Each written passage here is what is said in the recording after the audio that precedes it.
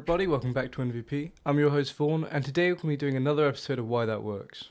Today we're going to be looking at Stevie Ray Vaughan's Couldn't Stand the Weather. And we're going to be having a look at the use of double stops as well as his awesome use of raking and muting strings. Today I'm using a sunburst Strat, just like Stevie Ray Vaughan, and yes, I spray painted this pickguard because I think they look much better when they're black compared to white.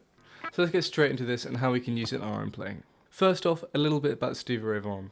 Now, Stevie Ray Vaughan is one of the world's most famous guitarists. Him and his band Double Trouble were responsible for bringing back blues in the 80s. From what I can remember, Stevie was born in 1954 in Dallas, Texas, and soon became widely regarded for his amazing guitar tone and his really powerful attack. He mixed influences from blues, rock, soul and jazz, heavily influenced by people like Albert King and Jimi Hendrix. But unfortunately in 1990 he died in a helicopter crash on the way back from one of his shows. But still, his name lives on to this day, and you won't know a single guitarist who's not heard of them. Without further ado, let's get straight into the music.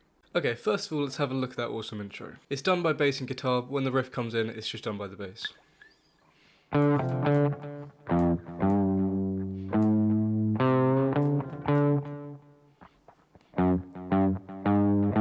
Quite simple and easy, but it's really effective and it works quite well. We're in the key of D, he's down in an E flat standard, but I'm in the E standard today to make it a bit easier. On the A string, on the 5th fret, D, C, D. Down to the F, G and A. Back to the C.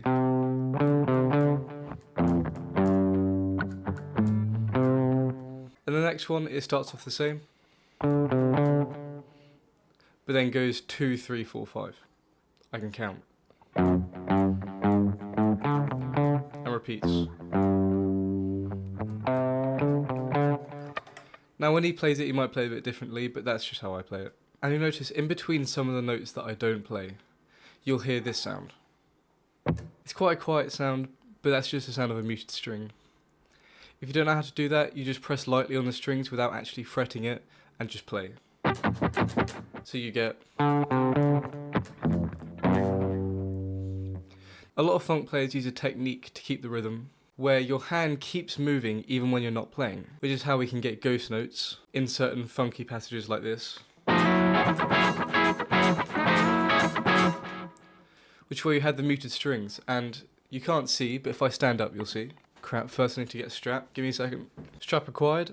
Now apologies you can't see my hideous face, but I suppose that's a good thing.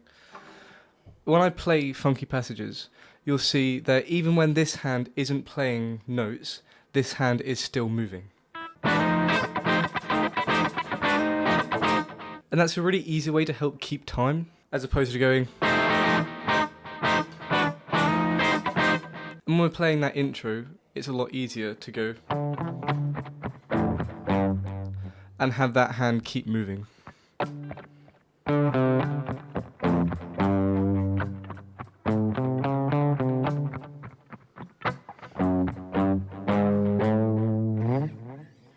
Much easier, right? And as we come onto the actual riff, you'll see that I do the exact same thing. Now, it's not exactly how he plays it. I just kind of ad-lib in the, after the... where you just stay in your first box minor pentatonic, which I'm sure every single one of you guitarists out there know. But anyway, let me come back down so I can show you the riff. Start off doing an octave of F on the G and the E string on 10 and 13. And you just play them 5 times. 1, 2, 3, 4, 5. And then a really cool use of the minor pentatonic scale is being able to use these notes. Because there's something called a double stop. So a double stop is really simple, it's just playing 2 notes at the same time. Also known as a dyad, but you don't need to know that. And in this minor pentatonic box, they're on the G and the B string, at the root line, and then 2 above it. And then your root below it, there. So in this case it's 12, and then 2 on the 10, 2 on the 12. And you can bend them slightly to get that bluesy feel. Just try not to bend out of tune. We use them after the F octave.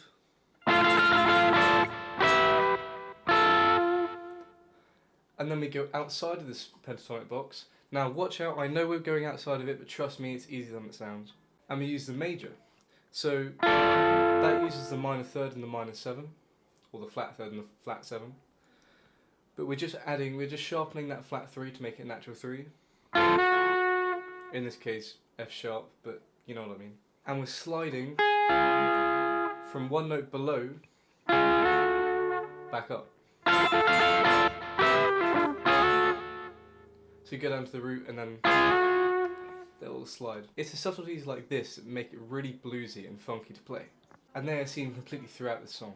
As well as those muted ghost notes. I don't know if they're called ghost notes, I know they are on the drums, but the ghost note equivalent on guitar. If they do have a real name, make sure to let me know in the comments, just so I can make it better videos. But for now, just call them ghost notes. Then he does this small little lick, which is really simple. You just bend on the flat 7, back to the root, to the 4th. Now, really cool things you can do with blues licks is slightly sharpen when you bend the 3rd and the 7th, as opposed to just getting... You can bend it and go... And you can do it with these two notes specifically, just bending it like a quarter, and it makes it sound really, really cool. Now, Stevie Ray Vaughan, throughout all of his shows, he did quite a few different licks after the... So you can just mess about in the minor pentatonic box, make something that sounds cool. But that's it, that's the entire riff that you need to learn. And once you start playing it once, you'll probably never stop playing because it's just that much fun. And getting used to the rhythm of moving this hand constantly can make your rhythm so much better, and it can make really cool funky riffs because you can add those muted notes in there. But if you notice, when he plays, it's never a straight rhythm. Now there are two types of rhythm, there's straight and there's swing. Straight is, as you can probably tell, every note equally spaced out. But swing rhythm uses something called triplets, which I won't teach you now. Gives it more of like a chugging feel, so like...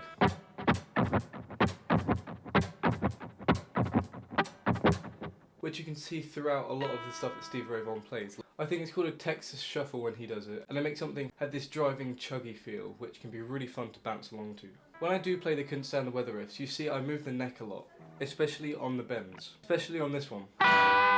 Now that's not just me being a complete idiot. Bending both of these strings for beginners can be really difficult, because it takes quite a bit of strength, and it might make you make a weird face.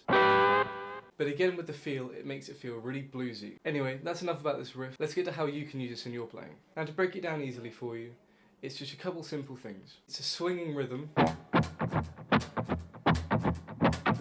the muted notes,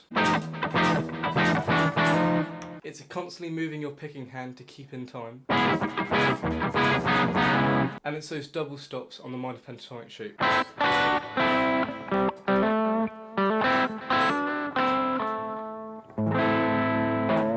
Now go play around with this, and if you write something you're really proud of, make sure to send me a message over on my Instagram and my TikTok. And say hi, I'll always say hi back. And I hope this video was helpful. If it was, then make sure to like and subscribe. It really helps me out, and it makes me happy. And it's free, you can always unsubscribe at any point. But anyways, go have fun, and I'll see you in the next video. Bye bye!